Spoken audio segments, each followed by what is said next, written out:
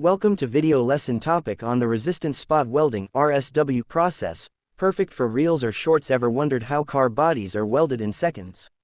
This is resistance spot welding. Two metal sheets are placed between copper electrodes. The electrodes clamp the sheets together with high pressure. A high electric current passes through the sheets. Because the metal resists the current, heat is generated at the contact point.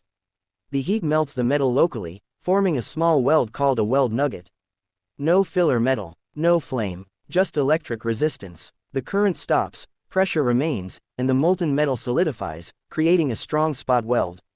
Fast, clean, and efficient, that's why resistance spot welding dominates automobile manufacturing.